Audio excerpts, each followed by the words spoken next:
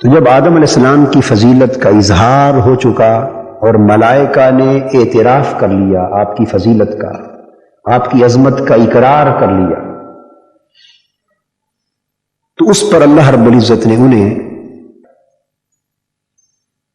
اعتراف عظمت آدم اور اقرار فضیلت آدم کے عملی مظاہرے کے لیے اللہ رب العزت نے ملائکہ کو حکم دیا کہ وہ حضرت آدم علیہ السلام کو سجدہ کریں۔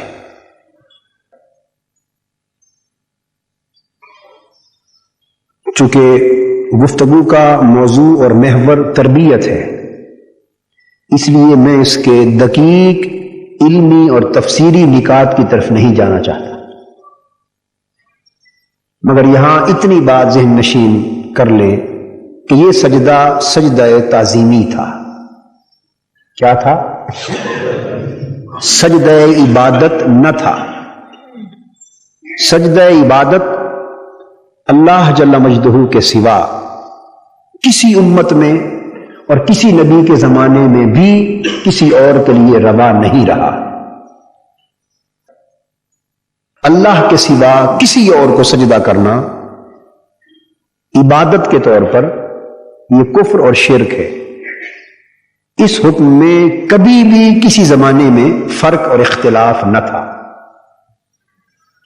البتہ سجدہ تعظیمی کے بارے میں پہلے حکم جدا تھا اور اب حکم جدا ہے۔ پہلی امتوں میں تعظیماً سجدہ کرنا جائز تھا، اور آپ کو معلوم ہے کہ حضرت یوسف علیہ السلام کے پاس جب مصر میں آپ کے والد گرامی حضرت یعقوب علیہ السلام اور آپ کی والدہ ماجدہ اور بھائی سب پہنچے تو انہوں نے سجدہ کیا، اور انہوں نے اس زمانے کی رسم اور اس دور کے حکم شریعت کے مطابق آپ کو سجدہ تعظیمی کیا۔ حکم شریعت اس لیے کہ محض رسم ہوتی تو ہر دوسرا شخص سجدہ تعظیمی کرتا، مگر حضرت یعقوب علیہ السلام نہ کرتے۔ وہ تو نبی تھے، وہ تو خود نبی تھے، پیغمبر تھے، اور پیغمبر جھوٹی اور غلط رسموں کو توڑنے کے لیے آتا ہے، نہ کہ اپنانے کے لیے۔ ان کی پیغمبرانہ شان اور پیغمبرانہ منصب کا تقاضا تھا کہ اگر اس دور کی شریعت میں سجدہ تعظیمی ناجائز ہوتا تو وہ سجدہ ریز نہ ہوتا، مگر سجدہ کیا، اور ساتھ فرمایا بیٹے یہ اس خواب کی تعبیر ہے جو تو نے بچپن میں دیکھا تھا۔ آج تیرا باپ، تیری والدہ اور تیرے بھائی تیرے سامنے تعظیم کا سجدہ ادا کر رہے ہیں۔ خیر، میں نکتہ یہ سمجھا رہا تھا کہ سجدہ تعظیمی پہلے ادوار میں جائز تھا، تو ملائکہ کو بھی سیدنا آدم علیہ السلام کو سجدہ تعظیمی کا حکم ہوا، مگر حضور نبی اکرم صلی اللہ تعالی علیہ وآلہ وسلم کی امت کے لیے سجدہ تعظیمی بھی حرام کر دیا گیا۔ اب امت مسلمہ میں کسی کو بھی خواہ حضور نبی اکرم صلی اللہ تعالی علیہ وآلہ وسلم ہی کی ذات گرامی کیوں نہ ہو اور آپ کا مزار اقدس ہی کیوں نہ ہو، اسے بھی تعظیماً سجدہ کرنا حرام ہے۔ اس پر کوئی الجھن، کوئی التباس اور کوئی شک نہیں رہنا چاہیے۔ تعظیماً سجدہ کرنا حرام کر دیا گیا، اور عبادتاً سجدہ کرنا میں عرض کر چکا ہوں کہ وہ کفر اور شرک، اس کی تو گنجائش پہلے بھی نہیں تھی، تعظیمی سجدے کی تھی، مگر حضور علیہ الصلوۃ والسلام نے اپنی امت کے لیے اسے بھی حرام کر دی، اور فرمایا اگر سجدہ کسی اور کے لیے کرنا جائز ہوتا تو میں حکم دیتا کہ بیویاں صبح اٹھ کر اپنے شوہروں کو سجدہ کریں، مگر سجدہ کسی اور کو کرنا کفر یا حرام قرار دیا جا چکا ہے۔ یہ بات اس لیے سمجھائی، بعض لوگ بہت کلیم نادانی اور جہالت اور کم علمی کے باعث بعض لوگ اپنے مشائخ کو سجدہ کر گزرتے ہیں، اپنے بزرگوں اور پیروں کو، اور بعض لوگ بعض علاقوں میں بسبب جہالت مزارات اولیاء کو بھی سجدہ کرتے ہیں. وہ بڑا کم ہوتا ہے، مگر کہیں کہیں جہاں جہالت زیادہ ہے، خاص طور پہ دیہاتی علاقوں میں، وہاں ہوتا ہے. اس کا کوئی تعلق مسلک اہل سنت والجماعت اور شریعت محمدی صلی اللہ علیہ وآلہ وسلم کے ساتھ نہیں ہے. یہ محض جہالت ہے اور فعل حرام ہے. اور اگر عبادت کی نیت سے کیا تو کفر اور شرک. یہاں ایک اور مغالطہ بھی، چونکہ بات چھڑ گئی تو واضح کرتا چلوں کہ جہاں تعظیماً سجدہ کرنا حرام ہے، وہاں ایک اور مغالطہ بھی لاحق ہوتا ہے. وہ یہ بعض لوگ ایسا کرنے والے کہتے ہیں کہ ہم عبادت کا تھوڑا سجدہ کر رہے ہیں، ہم تو صرف تعظیماً کر رہے ہیں. اسی کی بات تو میں کر رہا ہوں کہ وہی تعظیماً سجدہ کرنا حرام ہے. اگر عبادت کی نیت سے کیا گیا ہوتا تو عبادتاً سجدہ کرنے والا کافر و مشرک گردانا جاتا، اسلام سے خارج ہو جاتا، اسے پھر توبہ کر کے قبول اسلام کرنا پڑتا. تو عبادت کی نیت سے کیا تو یہ تو کفر و شرک ہو گیا.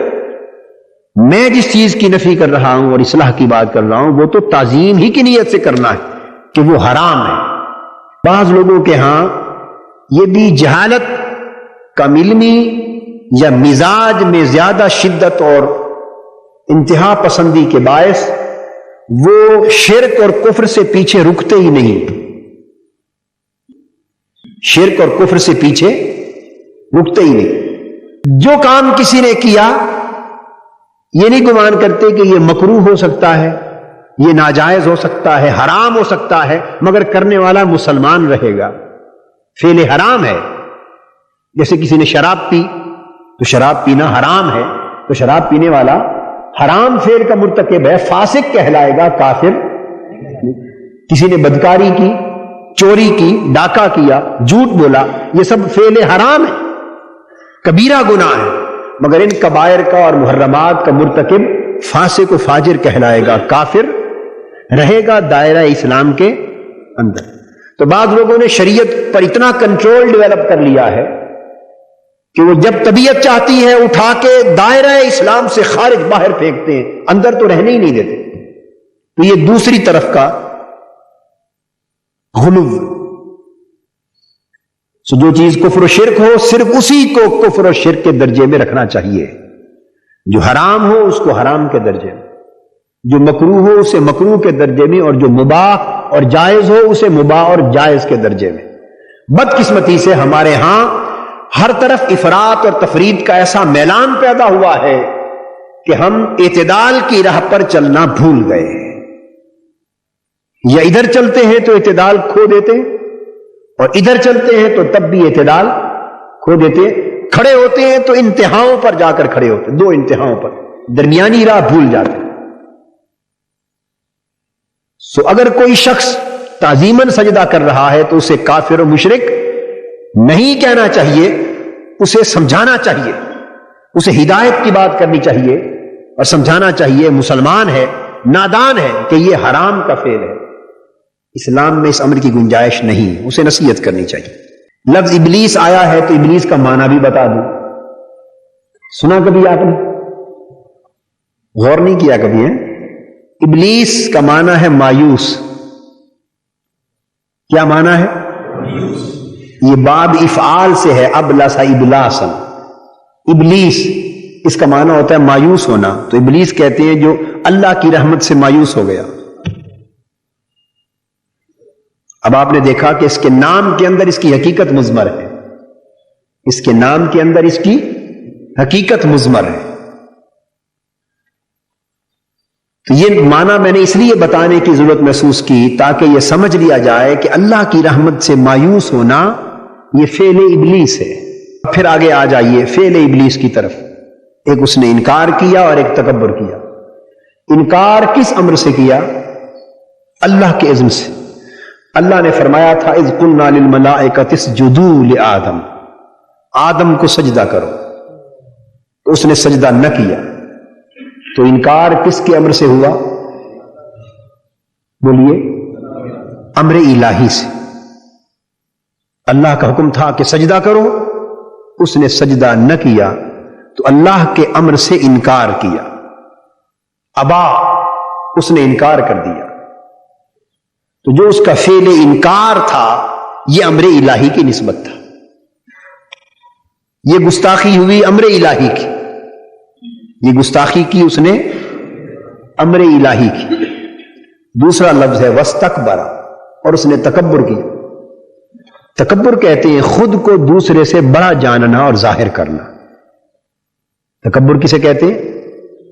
اور یہ استکبار سے ہے، باب استفعال، اور تکبر خود کو دوسرے سے بڑا جاننا، بڑا ظاہر کرنا، اور دوسرے کو خود سے کم اور نیچا سمجھنا، اس کو تکبر کہتے ہیں۔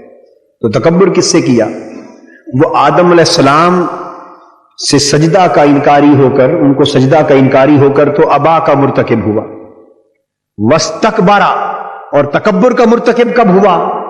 وہ خود کو اللہ سے بہتر تو سمجھ نہیں سکتا تھا، تو تکبر بارگاہ نبوت میں کیا، انکار بارگاہ الوہیت میں کیا۔ ابا، انکار کہاں کیا؟ بارگاہ الوہیت میں، اور تکبر کہاں کیا؟ بارگاہ نبوت میں، اور دونوں کو ایک مقام پر اللہ رب العزت نے جمع فرمایا۔ وَكَانَ مِنَ الْكَافِرِينَ، کافر ہو گئے۔ اور بارگاہ نبوت میں تکبر کیا تھا؟ اس تکبر کا راز اور بنیاد سمجھا دیتا۔ وہ تکبر جو بارگاہ نبوت میں کیا ابلیس نے، وہ کیا تھا؟ اس کی بنیاد کیا تھی؟ اس کی نظر تکبر کیوں قرار پا گئی؟ اس کی سوچ استکبار کیوں بنی؟ وہ کیوں بارگاہ نبوت کا گستاخ گردانا گیا؟ تو یہاں ایک بات سمجھانا چاہتا ہوں، وہ یہ کہ وہ بارگاہ الوہیت میں انکار نہ کرتا اگر بارگاہ نبوت کا گستاخ نہ ہوتا۔ وہ پہلے گستاخ نبوت ہوا، گستاخ بارگاہ نبوت ہوا۔ اس نے تکبر حضرت آدم علیہ السلام سے کیا، اس تکبر نے اس کے اندر انحراف پیدا کیا، اور اس کے نتیجے میں وہ اللہ کے امر کا منکر ہوا۔ تو گویا بارگاہ الوہیت کی جو اس نے گستاخی کی انکار کر کے، اس کا سبب بھی گستاخی بارگاہ نبوت بنی۔ جو نگاہ بارگاہ نبوت میں، بارگاہ نبوت کے مشاہدے میں جو نگاہیں بشریت پر ٹک جاتی ہیں، وہاں تکبر پیدا ہوتا ہے، اور جو نگاہیں پیکر بشریت سے گزر کر نور حق کو جلوہ گر دیکھتی ہیں، ان میں ادب پیدا ہوتا ہے۔ جو نگاہیں بشریت کی دیوار پر پڑی رہتی ہیں اور بشریت ہی کی بات کرتی رہتی ہے، ان میں تکبر پیدا ہوتا ہے۔ یہ راز دین ہے، میں عرض کر رہا ہوں آپ کو، راز ایمان ہے، اور سعادتوں اور محرومیوں کا راز۔ جو نگاہیں بشریت پر ٹک جاتی ہیں اور اس بشریت کے پیچھے نور حق جلوہ گر نہیں دیکھتی، ان میں تکبر پیدا ہوتا ہے۔ بشریت ملائکہ نے بھی دیکھی، بشریت ملائکہ نے بھی دیکھی۔ پورے قرآن مجید کو پڑھ لیں، ملائکہ نے 7 بار تذکرہ آیا ہے، بشریت ملائکہ نے دیکھی، مگر بشریت کی بات زبان پر کبھی نہیں لائے۔ سمجھ آئی ہے؟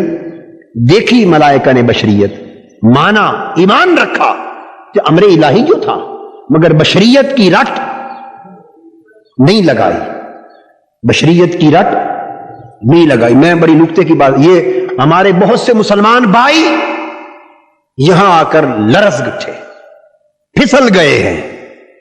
ضروری ہے کہ اس امر کی طرف توجہ کریں، اور آپ بھی ہمیشہ متوجہ رہیں۔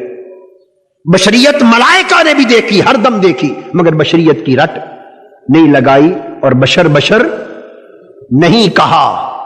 مانتے وہ بھی تھے، مگر زبان پر اس بات کو بار بار نہ لائے۔ کیوں نہ لائے؟ کہ بار بار بشر کا تذکرہ کرنے سے نگاہ جاتی ہے تخلیق بشریت کی طرف، وہ ہے مٹی سے، اور مٹی پر جب نگاہ جائے تو فضیلت کا مشاہدہ کم ہوتا ہے۔ فرق صرف یہ ہے کہ کچھ لوگ اپنی نگاہ اور مشاہدے کا مرکز بشریت کے تصور کو کر لیتے ہیں اور کچھ اپنی نگاہ اور مشاہدے کا مرکز اس بشریت کے پار نورانیت کے تصور کو کر لیتے ہیں. بار بار بشریت کی رٹ لگانے سے حاصل تو کچھ نہیں ہوتا.